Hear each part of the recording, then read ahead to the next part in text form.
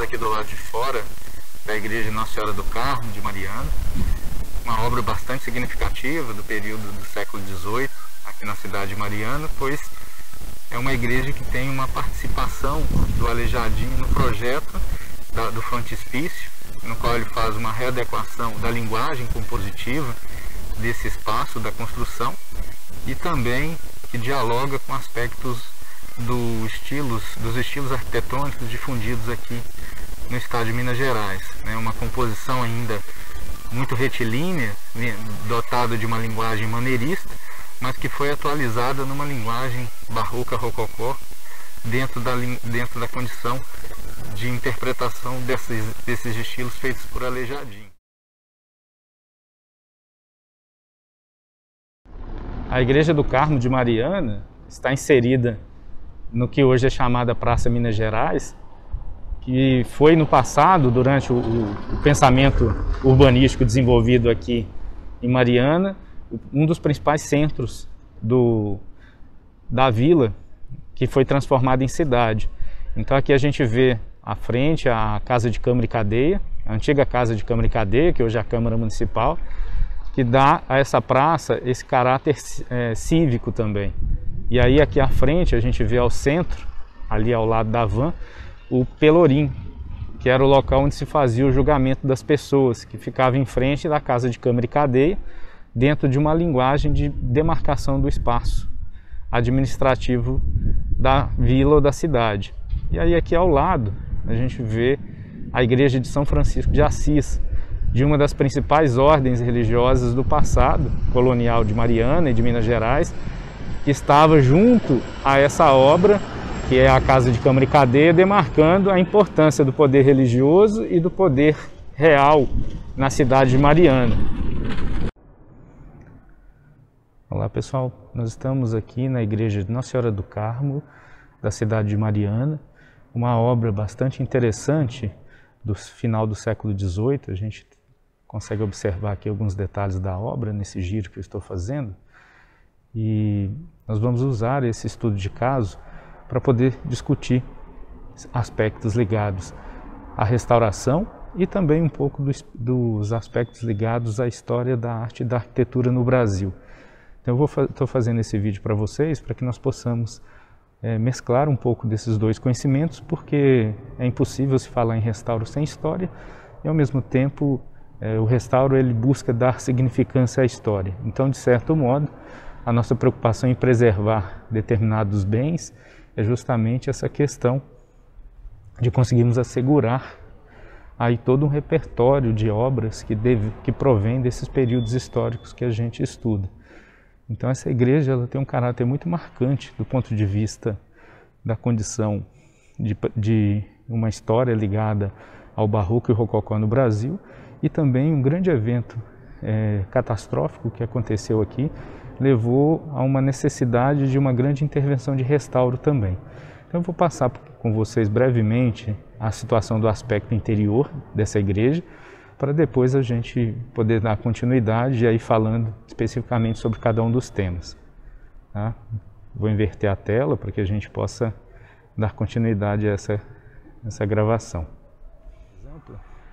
E aí a gente consegue observar o aspecto da nave. Ali na frente, ao centro, vocês podem observar o arco cruzeiro, que era um elemento bastante marcante nessas composições dessa época, do século XVIII, e mais à frente a gente consegue observar o altar-mor da igreja. Então vamos se deslocar até o altar-mor justamente para a gente poder ver detalhes desse espaço. Aqui a gente consegue observar detalhes do altar-mor na integridade. A gente vai se aproximar mais para falar um pouco das características desse retábulo, mas aqui a gente já consegue perceber alguns detalhes importantes dentro dessa organização, desse momento do final do século XVIII, considerando a composição de obras que tinham essa linguagem arquitetônica e artística.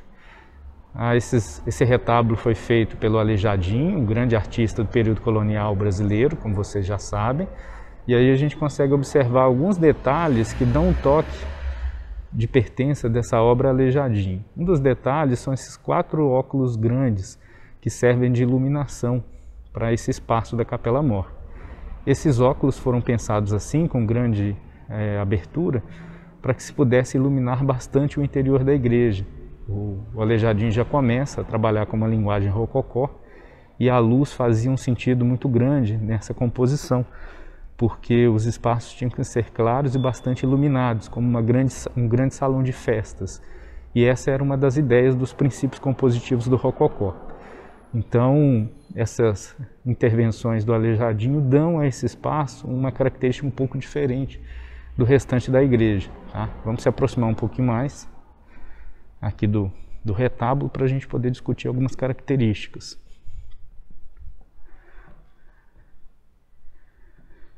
Aqui a gente está junto à mesa do altar, que é bastante simples, não segue a composição do restante, mas logo atrás, na percepção do retábulo, a gente já tem a possibilidade de observar quão rico é a composição artística desse objeto. Tá? Apesar de o Aleijadinho trabalhar com uma linguagem rococó, na expressão das cores e da maneira do douramento, esse retábulo ainda tem características do barroco na segunda fase, do barroco português. Então, os movimentos das peças, das colunas, ainda seguem a linguagem do barroco joanino, apesar de já começar a dialogar com o rococó. E isso foi uma característica muito interessante do Aleijadinho, porque ele trabalhou ao mesmo tempo com as duas linguagens, tanto a barroca quanto a rococó. Isso deu uma característica muito marcante ao trabalho dele. Então, dessa forma, a gente vê nesse altar essas duas linguagens, e duas linguagens muito marcantes. A volumetria e o movimento do barroco na segunda fase, e ao mesmo tempo essa utilização das cores claras e do douramento, emoldurando grandes painéis dentro dessa composição. Então isso é uma linguagem que o Aleijadinho utilizou e que tem muito a ver com essa fase de transição entre os dois momentos. Né? No Brasil, o rococó e o barroco se fundiam em alguns momentos, e o Aleijadinho faz parte dessa síntese. Então a gente consegue observar com bastante detalhes essas características. Logo acima a gente vê um teto em estuque que imita uma abóbada de aresta. Tá? Esse teto não é produzido com pedras ou com alvenaria, é um teto de madeira revestido com argamassa, imitando aí a abóbada de aresta, que foi muito utilizada principalmente na arquitetura gótica. E só para a gente poder perceber um pouco mais de perto essa volumetria, aproveitando a luz do sol, entrando e iluminando esse espaço, como era a própria intenção do Aleijadinho nessa época, e aí a gente percebe como a volumetria fica ressaltada justamente com essa luz interna, natural, que se destaca sobre os elementos da composição. Então tudo isso é uma intenção, é uma linguagem de composição da obra que faz parte de um repertório que se difundiu em Minas Gerais durante muito tempo e que acabou depois, no século XIX, sendo deixado de lado, e chega para a gente o registro desses bens por meio do patrimônio preservado. Aqui ao centro a gente consegue perceber o trono, que recebe uma imagem de Nosso Senhor, e logo abaixo uma imagem de Nossa Senhora do Carmo. E aí, agora invertendo a nossa observação, nós temos uma representação da igreja após o grande incêndio que aconteceu aqui em 1999. Então, o lado da Capela Mor é todo decorado com a linguagem do Aleijadinho, porém a nave hoje não tem mais os elementos decorativos e as pinturas e os outros detalhes que existiam originalmente nessa construção. Então, o incêndio exigiu uma grande restauração da parte da nave para tentar devolver essa edificação, pelo menos a unidade potencial que ela possuía antes da ocorrência desse incêndio. Então, de certa forma, os elementos que estão aqui desse lado estão para dialogar com os originais e não para substituí-los, talvez numa falsa ideia de que o restauro é retornar ao que se era. Então, nessa obra, essa linguagem de retorno não foi utilizada, por isso que ela é super interessante para a gente poder discutir aspectos ligados à restauração. Eu vou inverter aqui a visualização, caminhar um pouco aqui dentro da igreja para vocês poderem perceberem no sentido contrário e aí fazer a interpretação de vocês em relação a esse restauro também. Nesse ponto a gente consegue observar o paravento, que era uma porta que ficava deslocada em relação à porta principal, que tinha uma função de servir para conter o vento que era direcionado da porta principal, que está logo à frente, mas também tinha um significado espiritual, pois era um local de passagem, então, de certa forma, isolava o profano e o sagrado, né? O profano que estava na área externa e o sagrado na área interna. Então, servia como um vestíbulo, um local de transição dentro dessa composição de edificação. E aqui acima a gente observa o coro que existia, onde os músicos ficavam, já numa linguagem mais simplificada, após a reconstrução.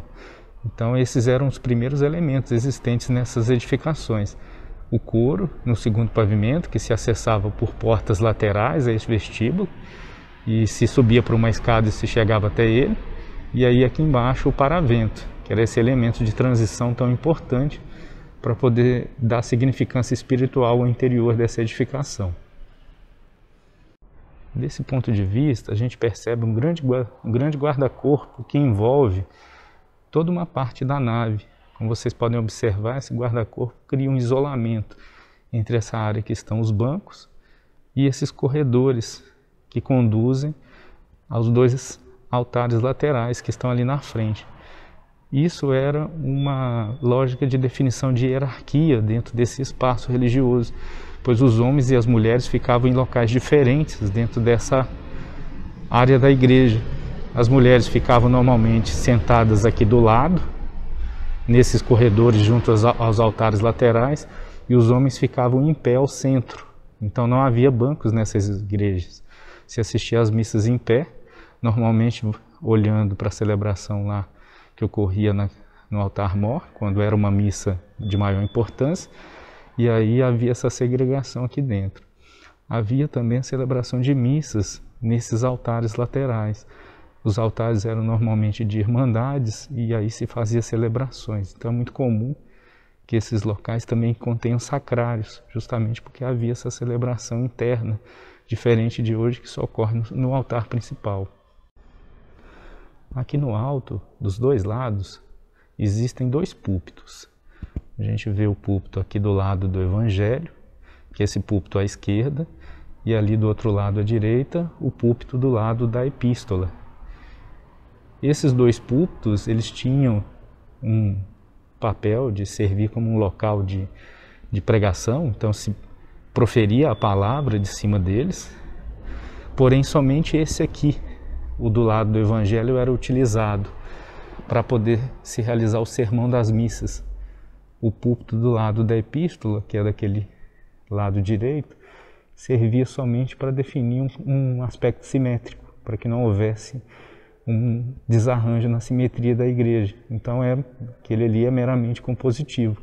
O que era usado para pregação durante o sermão era esse púlpito aqui à esquerda, que é o púlpito do lado do Evangelho.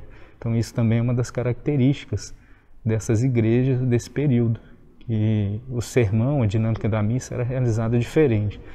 O padre celebrava a missa em latim, lá no altar-mor, que a gente vê ao fundo, e aqui ao lado se realizava o sermão, que ocorria após as leituras. Então essa dinâmica também se mudou nas igrejas a partir do Concílio Vaticano II. E aí a celebração passa a ser realizada toda lá no altar-mor e deixa esses altares laterais e esses púlpitos sem utilização. Aí a gente consegue observar aqui em cima alguns outros detalhes também, como o teto em abóbada, sem pintura, que dialogava com esses altares que a gente vê aqui nas laterais.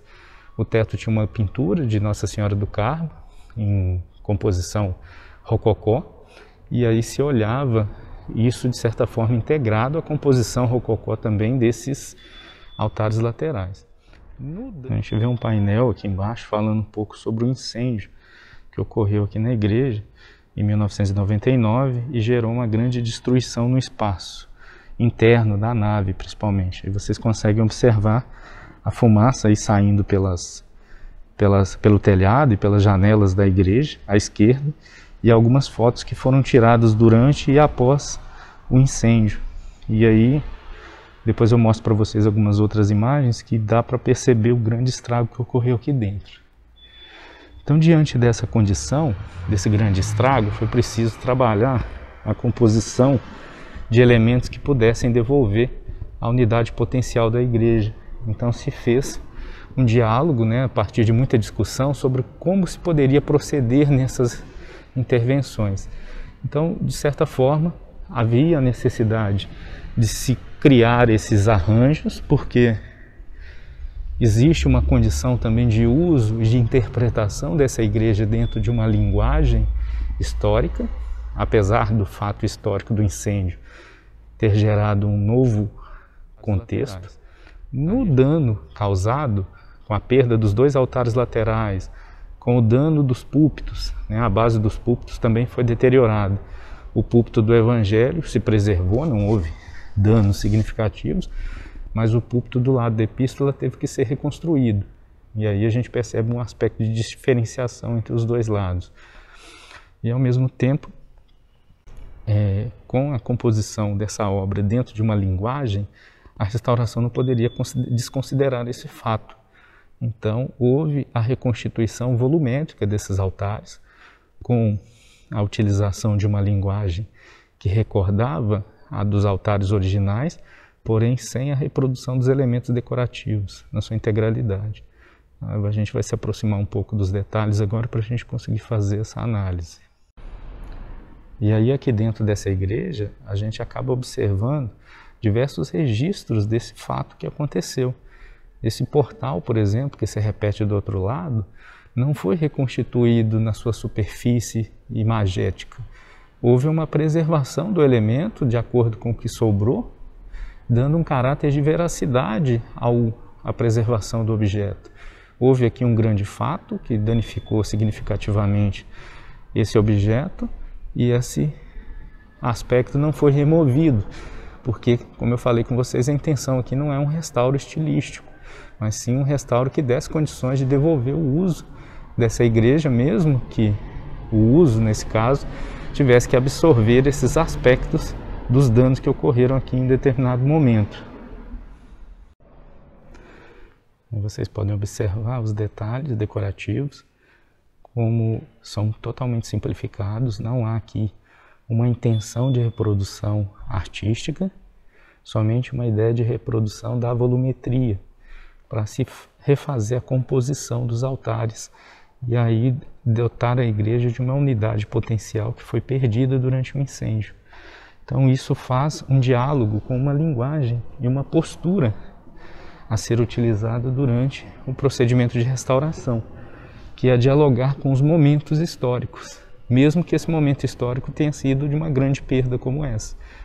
Então não faz sentido uma restauração que tenta recuperar o que existia por meio de imagens ou por meio de detalhes que não se constituem na matéria do objeto a ser restaurado. Então isso também faz parte de um diálogo com o campo, com a forma de se intervir nesses objetos. É aceitar os momentos históricos, as perdas, e absorvê-las dentro da linguagem da restauração.